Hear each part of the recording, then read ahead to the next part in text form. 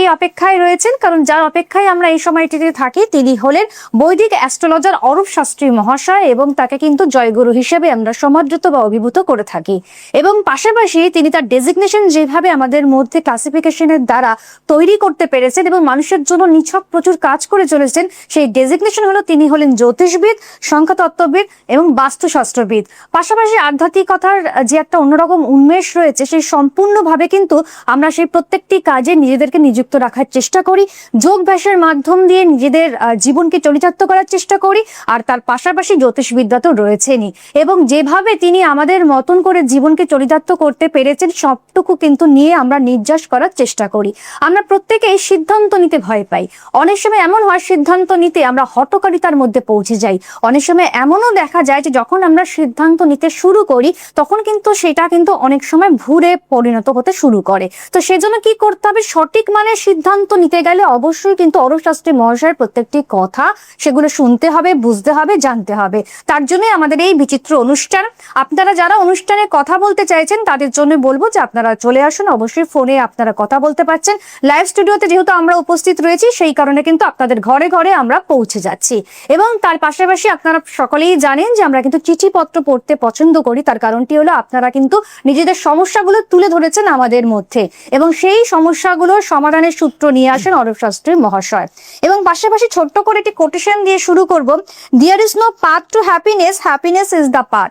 আমরা অনেক সময় দেখেছি আমরা খুঁজবার চেষ্টা করি যে রাস্তাকে যদি আমরা মসৃণ করতে পারি, সেই কারণে কিন্তু আমরা আমাদের মতন করে ভাবনার চেষ্টা করি, ভাবনার যে একটা অন্যরকম আড়ম্বরতা নিয়ে আসার চেষ্টা করি। সেটি হচ্ছে যে আমরা আগে পথটা পাবো, তারপরে হেসে খেলে থাকবো, কিন্তু সেটা কিন্তু সর্বোপরিভাবে হয় না। আপনাদের মনে রাখতে হবে যে আপনারা যদি প্রথম থেকে হেসে খেলে আনন্দের সমারোহে থাকতে পারেন তাহলেই কিন্তু আপনার জীবনে যে কোনো পাঠ মসৃণ হতে শুরু করবে।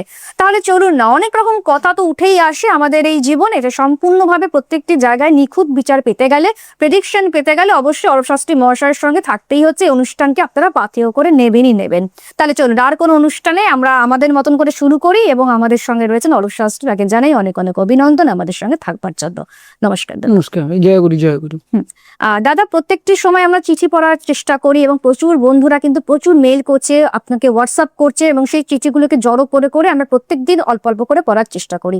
আপনার কেমন লাগছে এই যে দর্শক বন্ধুরা প্রত্যেকেই আপনার এই অনুষ্ঠান দেখছে এবং আপনি কিন্তু সকলের মধ্যে পৌঁছে যাচ্ছেন, এবং তাদের যে একটা অন্যরকম মাহাত্ম্য বা গুরুত্ব তৈরি হচ্ছে আপনার প্রতি, সেই পটভূমিকায় থাকতে আপনার কেমন লাগছে? প্রথম কথা বলি যে কোনো ভক্ত যারা ভক্ত হতে চাইছে, আমরা এখনো ভক্ত হতে পারিনি, ভক্ত হওয়ার চেষ্টা করছি। যেটা গীতায় ভগবান বলছে যে হাজার হাজার মানুষের মধ্যে একজন আমাকে জানার চেষ্টা করে।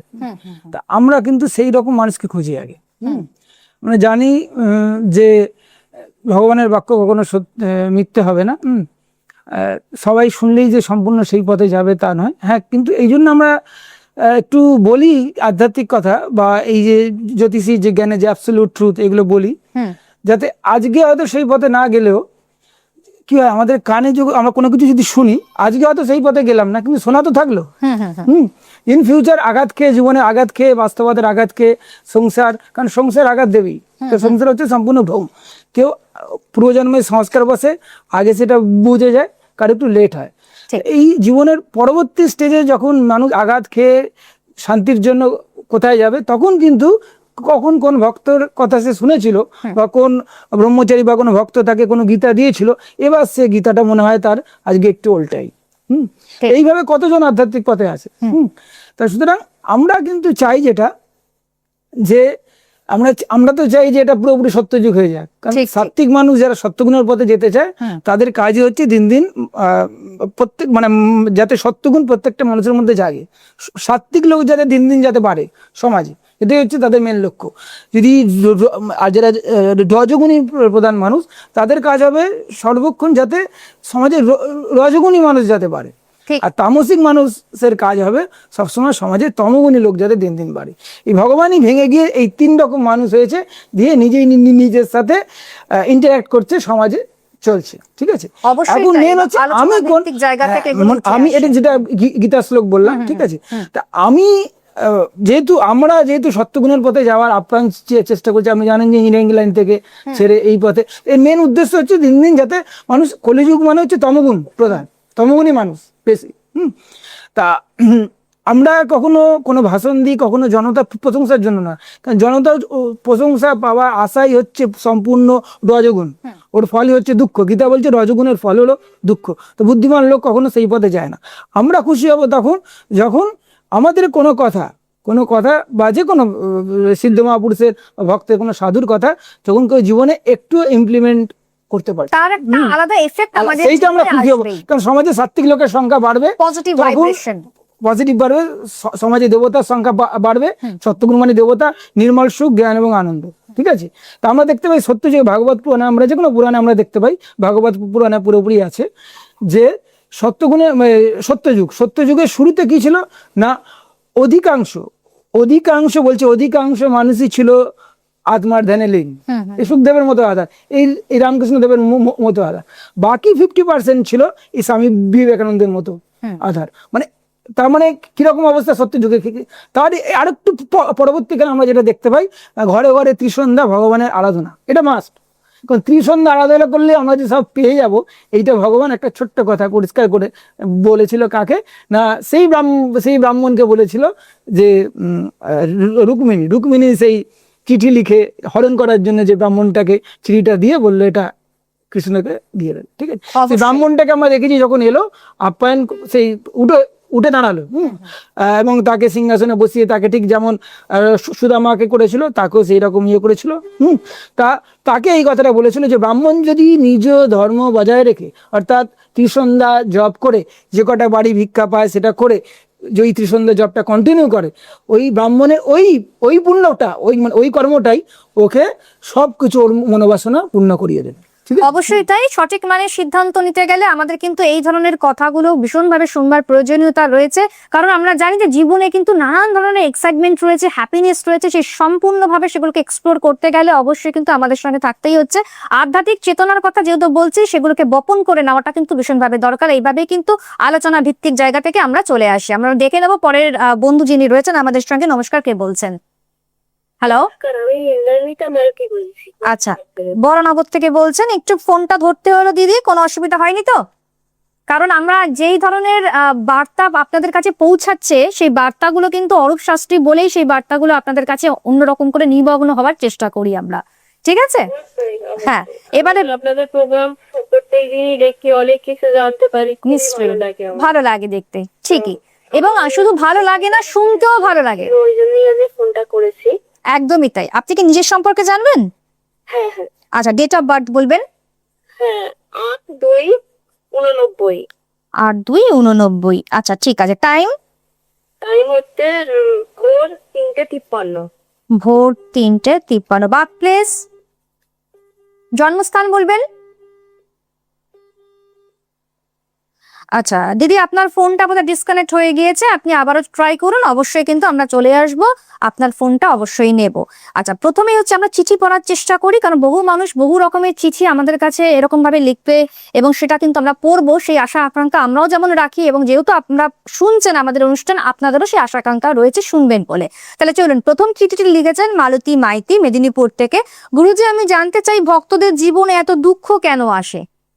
এটা একটা অন্যরকম প্রশ্ন। কিন্তু মেন হচ্ছে দুঃখের, যেটা আমরা ভাবি যে এটা ভক্ত দুঃখ পেয়েছে, ঠিক আছে, ভগবান বলছে যে আমি যদি ভক্তের সুখের আবাস, এই ক্ষণিক সুখের, এটা তো ভোম, এটা মায়ের রাজ্য, এই ক্ষণিক সুখের আশায় যদি, মানে আবাসে, ক্ষণিক সুখের আবাসে যদি আমি আগুন না জ্বালি, তখন কি হয়, মানসিক কিছু খেলনা পেয়ে সেই দিকে কিন্তু সম্পূর্ণ ভুলে যায়। তার লক্ষ্যটা কি, লক্ষ্যটা তখন ঠিক জায়গায় যায় না। তো ওই জন্য ভক্তকে আমি চারপাশে দুঃখের আগুন জ্বালিয়ে ভক্তকে কোলে নিয়ে বসি। চারপাশে অজ্ঞান জীব, বিষয়ী জীব, কিছু খেলনা পেয়ে যারা ভুলে আছে, তারা তখন সেই ভক্তকে দেখে ভক্তের অভাব, ভক্তের লাঞ্ছনা, ভক্তের সংযোগ, ঠিক আছে, তো এইগুলো দেখে তারা উপহাস করে। ঠিক আছে, এটা নিয়ম, এটা চিরকাল এসেছে। বলছে কিন্তু তারা বোঝে না যে ভক্তই একমাত্র সেফ আছে, বাকি সব যারা সব উপহাস করছে তারা কিন্তু সেফ নেই, তাদের বেশ নেই তলায়। ঠিক আছে, এইটা হচ্ছে ব্যাপার। তা ভক্তের দুঃখ কেন, এটা আর একটা কথা, যেটা আমি গীতার শ্লোক, যেটা এখন মনে পড়ছে আমার, যেটা ফেমাস শ্লোক 8 নম্বর অধ্যায়ের, যেটা সকল ভক্তরাই জানে, যে যারা সত্যগুণের পথে যাবে, অর্থাৎ সত্যগুণ মানে ঈশ্বরের পথ, যারা সত্যগুণের পথে যাবে এদের প্রথম জীবনটা মনে হয় যেন বিষের মতো, যত দিন যাবে তত অমৃতের মতো, ঠিক আছে। আর রজগুণের পথে যাবে যারা, নাম যশ টাকা পয়সা দিন রাত সেই পেছনে দৌড়েচ্ছে, ঠিক আছে। তা এর ফল কি বলছে, এই পথটা প্রথমটা মনে হয় যেন অমৃতের মতো, যত দিন দিন যাবে বিষের মতো। আমরা কোনটা সিলেক্ট করবো সেটা হচ্ছে আমার আধারের উপর। ঠিক ঠিক। এই যে সত্যগুণের পথে কি না, প্রথম জীবনটা মনে হচ্ছে যেন বিষের মতো। কেন বিষের মতো? ভক্ত কিন্তু সুখে থাকে, কিন্তু এই যে চারপাশে ভক্তের উপর নিন্দা অপবাদ অত্যাচার, ঠিক আছে, তাকে ডাউন করার, সমালোচনা। আমরা দেখেছি চৈতন্যদেবকে মেরে ফেলার প্ল্যান, বিবেকানন্দকে বিষ খাইয়ে মেরে ফেলার প্ল্যান, এগুলো বিবেকানন্দ নিজে বলছে যে ভালো কাজ করতে, যত ভালো কাজ, যত টপ লেভেলে ভালো কাজ করবে, আধ্যাত্মিক কাজ হচ্ছে সবচেয়ে বড় কাজ, তাকে তো পুরো ডাউন করে দেওয়ার সব রকম প্ল্যান চলে, ঠিক আছে। চিরকালই এটা হয়ে আসছে, কিন্তু ডাউন করা সম্ভব না, ভক্তকে কখনো নষ্ট করা যায় না, সম্ভব না, ঠিক আছে। এই যে ভাষণ যা কিছু আমরা আধ্যাত্মিকতা বলি, ঈশ্বরের ক্ষমতা ছাড়া বলা সম্ভব নয়, ঠিক ঠিক ঠিক। এইটা হচ্ছে দুঃখ ভক্ত কখনো পায় না, ওটা মনে হয়। তা যেটা ভক্ত কি প্রার্থনা যেটা করতে পারে, বিষয় লোক সেটা চিন্তাই করতে পারে না। ভক্তের প্রার্থনা কি, যেটা আমাদের গুরুদেব বলছে না, সংসারে যত রোগ শোক দুঃখ জ্বালা অপমান সব যেন আমাকে ঘিরিয়াই তাণ্ডব নৃত্য করে, এমন এমন ভগবান রোগ দাও যে রোগের কোনো ওষুধ এখনো বেরোয়নি, তবেই জানবে যে তুমি আমাকে ভালোবাসো। তাই হচ্ছে প্রার্থনা। তো এই প্রার্থনাতে বিশ্বই লোক তো চিন্তাই করতে পারবে না, ঠিক আছে। কারণ ভক্তের অনেক জন্মের অভিজ্ঞতা, অনেক তপস্যা করার পরে বুঝতে পারে যে, আমরা দেখেছি কুন্তি যুদ্ধ শেষে যখন ভগবান বললো বলো কি বর চাও, কুন্তি কি চাইলো বর, যে আমার যেন জীবনে প্রত্যেকটা ক্ষণে ক্ষণে বিপদ আসে। কেন না, যখনই চরম আমাদের বিপদ এসছে তখনই আমরা আপনার স্মরণ করে অনুভবন করেছি, আর তখনই আমি প্রত্যেকটা স্টেপে আপনি আমাদের রক্ষা করেছেন, ঠিক আছে। সুতরাং আমরা চাই সর্বক্ষণ বিপদ থাকুক এবং আপনি যাতে আমাদের সর্বক্ষণ সাথে থাকেন। এই যে আপনার সলিউশন দেওয়ার যে ক্ষমতা বা দাপট বা দক্ষতা, বা আপনি যেভাবে অধ্যাবসার মধ্যে থাকেন, এগুলো কিন্তু আমাদেরকে ভীষণভাবে ভাবিয়ে তোলে, আমাদেরকে ভালো রাখে, সবে গুরু কৃপা, ঠিক আছে। মন ভারাক্রান্ত হয়ে ওঠে যখন আমাদের সমস্যা থাকে, কিন্তু সেখান থেকে বেরিয়ে আসার রাস্তাটা আপনি কিন্তু পদার্পণ করানোর চেষ্টা করেছেন। কর্তৃত্ব মানে কর্তৃত্ব, আমরা মানুষ কি থাকে, কর্তৃত্ব মানে জীব থাকে। তো আমরা কোনো কিছু পেয়ে গেলে, যেটা প্রত্যেক এপিসোডে বলি, যে কোনো কিছু পেয়ে গেলে ভাবি এটা আমার চেষ্টা হলো, আনন্দ পাই, আমাকে একটু ভালো বলবে, প্রশংসা করবে, আমি পরীক্ষা এত মার্কস পেয়েছি, স্টার পেয়েছি, কোনো আমি ভালো চাকরি পেলে আমি অনুষ্ঠান বাড়িতে যাব, আমার পিঠে একটা এত হাজার টাকা স্ট্যাম্প মারা আছে, সবাই প্রশংসা করবে, আমার বাবা আমার ছেলেদের চেয়ে পিতা মাতার আরো একটু গর্ব থাকে বেশি, যে বলবে এটা আমাকে মা, ঠিক আছে। এই যে কর্তৃত্ব, এইবার ঠিক আছে, এটা যে আমি কিছুই করিনি, কর্তা ঈশ্বর, এইটাকে জন্য, এটা দেখার জন্য তো সাধনা দরকার, আর জ্যোতিষ শিখলে ইজিলি সেটা দেখা যায়, ঠিক আছে। তখন আর কি কর্তৃত্ব এমনটা থাকবে না, তখন আমরা চাইবো, আমার প্রশংসা দরকার নেই, আমরা নিজে তখন ঈশ্বরের যশ কীর্তন ও গুণ কীর্তন করে বেড়াবো। কারণ কেন না, কর্তা আমি নেই, আমার পছন্দ করতে লাভ নেই, কর্তা তো তিনি, সুতরাং তার কীর্তন করে বেড়াবো, ঠিক আছে। এটা হচ্ছে মেন। আমরা দেখিনি আমাদের সঙ্গে পরের বন্ধু এসে গিয়েছেন, ফোন নাম্বারে কে রয়েছেন? হ্যালো হ্যালো, শুনতে পাচ্ছেন? হ্যালো, হ্যাঁ বলুন, আপনি আমাদের কথা শুনতে পাচ্ছেন তো? আচ্ছা, আপনার নামটা বলুন, নিজের সম্পর্কে জানবেন। আমার নাম হচ্ছে সত্যজিৎ দাস। আমি আমার ভাইপোর সম্পর্কে জানতে চাই। আচ্ছা, পুরো থেকে প্রণাম জানাই। আচ্ছা আচ্ছা আচ্ছা, হ্যাঁ, এবারে আপনি ভাইপোর কথা জিজ্ঞেস করছেন। না, ভীষণ ভালো লাগে, আমি গুরুজির খুব ভক্ত। বাহ, এই ধরনের কমপ্লিমেন্ট পেলে আমাদেরও ভালো লাগে, এবং অনুষ্ঠান ভালো লাগে। তো গুরুজিকে যেমন ভালো লাগছে, ঠিক তার বার্তা যেভাবে আপনাদের কাছে পৌঁছাচ্ছে, প্রত্যেকটি কথা, সেগুলো ভালো লাগে তো শুনতে। আচ্ছা বেশ, তাহলে এবারে বলুন যে আপনি গেট অফ বার্থটা। আচ্ছা, ডেট অফ বার্থ হচ্ছে 25/12/2025। 25/12/2025। টাইম বলবেন? টাইম হচ্ছে 1:49 PM। 1:49 PM। Birth place? Birthplace Krishnanagar. আমি নদিয়া থেকে ফোন করছি। কৃষ্ণনগর। আচ্ছা ঠিক আছে, এবারে টাইমটা একটা 1:59 PM। আচ্ছা, কৃষ্ণনগর। এবারে বলুন যে আপনি কি জানতে চাইছেন। আমি জানতে চাইছি হচ্ছে যে এই কুশিতে রয়েছে, ভবিষ্যতে কোন লাইনে গেলে পড়াশোনা করলে ভালো হয়। আচ্ছা, কি ধরনের কেরিয়ার করতে পারলে তার জন্য একটা ভালো ফিউচার তৈরি হবে, কোন কেরিয়ার দিকে, কি ধরনের স্ট্রিম নেবে, কি ধরনের স্ট্রিম নেবে। শুনুন তাহলে। হ্যাঁ, একটু ধরো। আচ্ছা, আমরা প্রত্যেকেই কিছু না কিছু ডিসিশন নিতে চাই, এবং আপনাদেরও এই ডিসিশনটা অবশ্যই জানবার জন্যই আমরা চলে এসেছি। একটু স্ক্রিনে দেখুন, ঠিক আছে। স্ক্রিনে দেখুন, আপনার এই যে ভাইপো বললেন তো, ভাইপো আপনার মেষ লগ্ন, ঠিক আছে, মেষ লগ্ন আর কুম্ভ রাশি, এবং সানসাইন হলো ধনু। তা এর বুধটা একটু আমি দেখছি যে বুধটা কিন্তু দুবার খারাপ ঘরে চলে গেছে। তৃতীয়পতি বুধ এবং পঞ্চমপতি, মানে কুম্ভদের জন্য বুধ পড়ে যায় পঞ্চমপতি।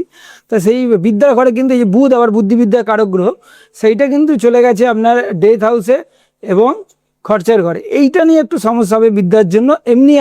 এমনি যা কিছু আছে সব ভালো, বৃহস্পতি বিদ্যাস্থানে আছে, যদিও একটু বক্রিয় আছে, কিন্তু তেমন কোনো অসুবিধা হবে না, কারণ একাধিক গ্রহের দৃষ্টি আছে, অনেক গ্রহের দৃষ্টি আছে। হ্যাঁ, তা এখানে কি কোনো ভালো কিছু যোগ রয়েছে? কি কি যোগ রয়েছে? না, ভালো কিছু বলতে এর বডিটাই বসে আছে ধর্মস্থানে।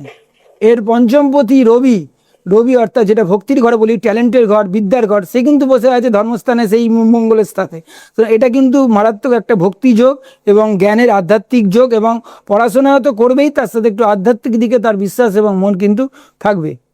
কারণ এই রবি মঙ্গল দুটোই কিন্তু বসে আছে ধর্মস্থানে, এবং মেন সাকসেস করে, চন্দ্র থেকে মেন সাকসেস করে। বুধটার জন্য একটু বেশি সমস্যা হয়ে যাবে। বুধটা একটু বালকশীলভাবে, কখনো মানে বুদ্ধিটা যেন হঠাৎ করে মনে হবে ইম্যাচিওর। কোন দিকে প্রফেশনে ভবিষ্যতে যাওয়ার সম্ভাবনা আছে বলছি? প্রফেশনে বলতে দেখুন, একটু তো সব চার্ট একটু দেখতে হয়, এর জন্য আমি যেটা বলি যে 4টে চার্ট মিনিমাম দেখতে হয়, ঠিক আছে। আমি একটু আপাতত মেন চার্ট এবং D9 চার্টটা একটু দেখে বলছি। এই নবংশ চার্টটা আমি একটু দেখছি, শুক্র খুব স্ট্রং দেখাচ্ছে, সপ্তম ঘরে আছে। বৃহস্পতি এমনি ঠিকই আছে, বৃহস্পতি, ভাগ্যবতী চন্দ্র বাকস্থানে, মঙ্গল ও কর্মস্থানে। আচ্ছা, বিদ্যা দেখুন, এডুকেশনাল বিদ্যা তো একটা করবে, ঠিক আছে, কিন্তু আমরা দেখেছি যে আমরা এক ধরনের বিদ্যা করি, কিন্তু প্রফেশনাল হয়ে যায় অন্য। তা যেই দিকে ও টার্ন নেবে সেইটা আমি একটু বলছি, কারণ ওইটাই কিন্তু আলটিমেটলি যাবে, ঠিক আছে, কুণ্ডলী যেটা বলে। আমরা এক নিয়ে পড়াশোনা করি, আমি যেমন ইঞ্জিনিয়ারিং নিয়ে পড়েছি, একসময় খুবই খুবই খুবই ভালোবাসতাম ওই সাবজেক্ট পড়াতে, এখন জ্যোতিষ এবং আধ্যাত্মিকতা বেশি, তা কুণ্ডলীতে কিন্তু সেইটাই থাকে। তা এখন ওর যেটা হবে একটু গুপ্তবিদ্যা, যে কোনো গুপ্তবিদ্যার প্রতি সিক্রেট কিছু নলেজ। হ্যাঁ, যদি পড়াশোনা একটু, যদি বুধের একটু প্রতিকার একটু করান, বুধ যদি বিদ্যাটা ভালো হয়, তখন এমনকি একটু রিসার্চের দিকেও কিন্তু এটা যাওয়া একটা যোগ আছে। কারণ বুধ কিন্তু একটা রিসার্চের দিকে যাওয়ার, মানে যেটা অষ্টম ঘর কিন্তু রিসার্চের দিকেও একটা যোগ আছে। অনলাইনের একটা কানেকশন আছে, যেহেতু থার্ড হাউস বুধ তৃতীয়পতি পড়েছে। আমি সুতরাং আমি বলবো ডাক্তার, দেখুন ডাক্তার বা ইঞ্জিনিয়ারের চন্দ্রটাকে একটু মানে ডাক্তার হতে গেলে চন্দ্রটা খুব ভালো ঘরে ছিল, কিন্তু স্ট্রং রাহু খেয়েছে। স্ট্রং রাহু খেয়ে নিয়েছে, চন্দ্রটার প্রতিকার করাতে হবে। ডাক্তারির জন্য চন্দ্রকে, মানে চন্দ্র মানে আমাদের বোঝায় মেডিসিন। তাই মেডিসিন নিয়ে যদি কারবার করতে হবে, সুতরাং ডাক্তারি চন্দ্রটাকে একটু ভালো করতে হবে। আমি তাহলে যদি মানে আমি বলবো চন্দ্রটাকে প্রতিকার করান, ঠিক আছে। আমরা আমাদের জিজ্ঞাসা করতে হয় না, যেমন অনেকে ধনযোগ, শুক্রটা ভালো আছে। শুক্রটা এমনি খারাপ নেই, ঠিক আছে। ভাগ্যস্থানে মেন সাকসেস ঘরে আছে, বিয়ের পরে আরো উন্নতি হবে, ভাগ্য খুলবে। এর সেকেন্ড চার্টে শুক্র খুবই স্ট্রং আছে, তা সেই দিক দিয়ে ভালো। আমাদের মেন ধনসম্পত্তির জন্য দ্বিতীয় ঘর দেখতে হয়, এবং শুক্র, ঠিক আছে। বৃহস্পতিও মোটামুটি খারাপ নেই, তো সুতরাং ওভারঅল এমনি ঠিক আছে। আশা করি আপনি প্রত্যেকটি প্রশ্নের উত্তর পেয়ে গিয়েছেন, এবং আপনাকে যথাযথ মনে হচ্ছে যদি চেম্বার অ্যাড্রেসে পৌঁছাতে হয় আরো তাহলে কিছু কিন্তু চার্ট চলে দেখতে আসবে। হয়, আরো কিছু দশা অন্তর্দশা অনেক কিছু এই অল্প টাইমে, যেটা বারবার বলি, একটা কুষ্টি দেখতে গেলে মিনিমাম যত এক্সপার্টিসে জ্যোতিষী হোক আধ ঘন্টা টাইম লাগে, ঠিক আছে। ঠিক। এবং আমরা অবশ্যই স্ক্রিনে নাম্বার যাচ্ছে, এবং স্ক্রিনে আমিও নাম্বার বলে দেখছে, দিচ্ছি সেটা আপনারা দেখে সঙ্গে বুঝতে থাকুন, হবে। দেখতে অনেক থাকুন। ধন্যবাদ। অবশ্যই অনলাইন বা অফলাইন কনসালটেন্সি যদি নিতে হয় তাহলে কি করতে হবে, অবশ্যই আপনাদেরকে বুকিং করে আসতে হচ্ছে। বুকিং করার আগে কিন্তু যে ফোন নাম্বারে আপনারা ডায়াল করবেন সেটি হলো 033690289116। আরেকবার বলছি 033690289116। চেম্বার অ্যাড্রেস হচ্ছে Bhagyalok 51/A Jatindra Mohan avenue, Shobhabazar, metro crossing, Kolkata 5। আবার বলছি Bhagyalok 51/A Jatindra Mohan avenue, Shobhabazar, metro crossing, Kolkata 5। আর যারা মনে করছেন গুরুবিদ্যা শিখতে হবে, অর্থাৎ জ্যোতিষবিদ্যা শিখতে হবে, কারণ এমনই একজন পারদর্শী তার যার মাধ্যম দিয়ে আমরা এই ধরনের স্থাবর অস্থাবর খুঁজে পাই, তার হোয়াটসঅ্যাপ নাম্বার হচ্ছে 7980928480। আরেকবার বলছি 7980928480। এবং যারা আপনারা মনে করছেন, যে চিঠি লিখবেন, তাদের জন্য কিন্তু orupshastri.joyguru@gmail.com। এবারে আমরা চলে আসবো পরের চিঠিতে, সময় খুব কম, চট করে আমি আরেকটা চিঠি পড়ে নিচ্ছি, আপনারা শুনতে থাকুন। আরতি বন্দ্যোপাধ্যায় লিখেছেন, গুরুজি আমাদের মনুষ্য জীবনের উদ্দেশ্য যে ঈশ্বর দর্শন বা আত্ম উপলব্ধি, সেটা আমাদের চিন্তা হয় না কেন? এর কারণ হচ্ছে এই যে একটু আগে বললাম যে রজ এবং তমগুণ, মানুষ কলিযুগের যেহেতু তম এবং রজ এই দুটোর প্রাধান্য, ওই দুটো মন আমাদের ঈশ্বরের দিকে নিয়ে যায় না, ওই দুটো সারাদিন ওই পুরোপুরি বিষয়ই চিন্তা। রজগুণ তমগুণ মানে দৃষ্টি থাকে খণ্ড, মানে সামগ্রিকভাবে আমরা চিন্তা করতে পারি না, মানে আমরা এটাও চিন্তা করতে পারি না যে কেন রামকৃষ্ণদেব নরেনের উদ্দেশ্যে বলেছিল নরেন আমার অখণ্ডের ঘরের ঋষি। মানুষের প্রশ্নই জাগে না যে কেন ওটা বললো না যে নরেন আমার খণ্ডের ঘরের ঋষি। তা এই যে খণ্ড এবং অখণ্ড জ্ঞান কাকে বলে? সাত্বিক জ্ঞান, রাজসিক জ্ঞান, তামসিক জ্ঞান। গীতার যে 8 নম্বর অধ্যায়ে যে 3টে যে শ্লোক আছে, ওইগুলো অ্যাটলিস্ট সেটাও যে একটু পড়বো, কেন সেটা মন জাগছে না? অন্য একজন গীতা পড়ছে, বলছে, মাইনিংটা বুঝতে পারছে, আমি কেন এখনো বুঝতে পারছি না বা ইচ্ছা জাগছে না? সেই প্রশ্নই এখনো জাগছে না। আগে তো জিজ্ঞাসু হচ্ছে না, জিজ্ঞাসু কেউ আসবে মানেই 1% তার মধ্যে এবার সত্যগুণ জাগছে, এবার সে এবার নিজের মঙ্গল নিজে এবার করতে পারবে। কিন্তু মানুষের মেন সমস্যা যখন জিজ্ঞাসুই হয়নি, আগে জিজ্ঞাসু স্তরে আসতে হবে। গীতা ভগবান যে বলছে আমার 4 রকম ভক্ত, আর্ত, অর্থার্থী, জিজ্ঞাসু এবং জ্ঞানী। এই আর্ত মানে হচ্ছে কষ্ট করে আমাকে ডাকে, অর্থার্থী মানে অর্থের জন্য আমাকে ডাকে, তারপরে হচ্ছে জিজ্ঞাসু, যেটা স্বামী বিবেকানন্দ যখন ছিল, আমাকে জ্ঞান বিবেক বৈরাগ্য দাও। তো ওই রকম কঠোর অবস্থায় যে কতদিন খেতে পাইনি, বা বাড়িতে বলছে আমার বন্ধুদের বাড়ি নিমন্ত্রণ আছে বলে ঘর ছেড়ে চলে যাচ্ছে, সেরকম অবস্থায় যখন রামকৃষ্ণদেব বলছে আজকে মাকে যা চাইবি তাই পাবি। তা সুতরাং সেই রকম কঠোর অবস্থাতেও সে কি চাইলো? জ্ঞান বিবেক বৈরাগ্য দাও। এর নাম হচ্ছে প্রকৃত জিজ্ঞাসু ভক্ত। এই জিজ্ঞাসু স্টেজে আগে যেতে হবে, আমি জানতে চাই, কিন্তু মানুষ তো জানতেই চায় না। গীতা উপনিষদে কি আছে? ভগবান আমাদের মঙ্গলের জন্য কি গীতায় যে একটু লিখেছে, একটু বঙ্গানুবাদও পড়ি, সেইটার ইচ্ছা জাগে। এর নাম হচ্ছে সত্যগুণ না জাগলে আমরা কিন্তু এখান থেকে মুক্তি হতে পারবো না। ঠিক আছে, মেন হচ্ছে না এই যে আমাদের যে কি না আমাদের গুরুদেব বলছে, পাপ ক্ষয় চিহ্ন হলো বিষয় বিরাগ, সাধুগুরু নামে হয় অতি অনুরাগ। আমাদের মধ্যে যে পাপ আছে, এখনো সাধু বই পড়তে পারছি না, তাদের সঙ্গ করতে পারছি না, তাদের কথা শুনতে ভালো লাগছে না, তার মানে আমাদের পুরোপুরি পাপ আছে। পাপ কি? রজ এবং তমগুণ এবং আশ্চর্য, যার কোনো বাস্তবিক অস্তিত্ব নেই। এই হচ্ছে ব্যাপার। অবশ্যই তাই, এবং পাশাপাশি সাধুবাদ কিন্তু আপনাকে দিতেই হয়, কারণ আপনি যেভাবে বুঝিয়ে চলেছেন, এবং আমরা কিন্তু প্রত্যেকটি এপিসোডে নতুন নতুন ধারাবাহিকতা নিয়ে আসার চেষ্টা করি, প্রচুর চিঠিপত্র পড়বার চেষ্টা করি, এবং তার পাশে কিন্তু অবশ্যই যেই বিষয়টি নিয়ে আপনাদেরকে জানানোর চেষ্টা করবো সেটা হচ্ছে ন্যূনতম বাৎসরিক বিনিময় পার্সোনাল লাইফ কোচের যদি প্রয়োজনীয়তা থাকে, তাহলে অবশ্যই কিন্তু আমাদের সঙ্গে শীঘ্রই যোগাযোগ করুন।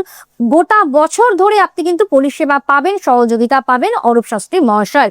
যেমন শরীর স্বাস্থ্য, রোগ মুক্তি, মানসিক অশান্তি, বিদ্যা, চাকরি, ব্যবসা, আর্থিক উন্নতি, প্রেম, বিয়ে, রিলেশনশিপ, ডিভোর্স, মামলা মোকদ্দমা, সন্তানহীনতা, প্রপার্টি, যানবাহন, ঋণ, ইনভেস্টমেন্ট বা আকস্মিক দুর্ঘটনা, লটারি, শেয়ার মার্কেট, সম্পত্তি প্রাপ্তি, সোর্স অফ ইনকাম, বিদেশ যাত্রা, ধর্মকর্ম, বাস্তুদোষ, সম্পূর্ণভাবে কিন্তু একাধিক জায়গা রয়েছে যেখানে আপনি কিন্তু সহস্র জায়গা তৈরি করতে পারবেন নিজের মতন করে। সেখানে কিন্তু আমাদের কোনো হাত আলাদা করে থাকে না। আপনার ভাগ্য কি কথা বলছে, আপনি আপনার ভাগ্যকে কি করে পরিবর্তন করবেন, যদি সেখানে জটিলতা থেকে থাকে, তাহলে সেই সময় আপনাকে যদি সিদ্ধান্ত নিতে হয়, সেখান থেকে আপনি কি করে বেরিয়ে আসবেন। এই আধ্যাত্মিক মনন বা আধ্যাত্মিক বুনন যেভাবে আমরা আমাদের মতন করে প্রয়োগ করার চেষ্টা করি নিজেদের মাধ্যমে, সেটি কিন্তু একটা অন্যরকম আবশ্যকতা নিয়ে আসে। অরূপ শাস্ত্রী মহাশয় আমাদের মধ্যে উপস্থিত ছিলেন, আছেন, থাকবেন, এবং এইভাবেই কিন্তু বারবার ফিরে ফিরে আমাদের লাইভ স্টুডিওতে আসবেন। এবং আপনারা যারা অনুষ্ঠান দেখছেন, উপকৃত হয়েছেন, এবং সম্পূর্ণভাবে কিন্তু আপনারা বলেছেন যে অনুষ্ঠান থেকে আমরা অনেক কিছু জানতে পারি, জ্ঞান আরোহণ করতে পারি, এবং আমাদের শিক্ষা লাভ তৈরি হয়। তাহলে চলুন আজকে আমাদের অনুষ্ঠান এখানেই শেষ করতে হচ্ছে। আমরা জানাই অরূপদাকে অনেক অনেক ধন্যবাদ আমাদের সঙ্গে থাকবার জন্য। ধন্যবাদ আপনাদেরকেও জানাচ্ছি। ছিলাম অমৃতা, ভালো থাকুন, সুস্থ থাকুন, আনন্দ থাকুন, নমস্কার। দূর আর দূরে নেই, অচেনা আচেনা, তাই অচেনাকে জানতে প্রান্তে বা সীমান্তে চোখ থাকবে শুধুমাত্র সৃষ্টিতে, কারণ সৃষ্টি টেলিভিশন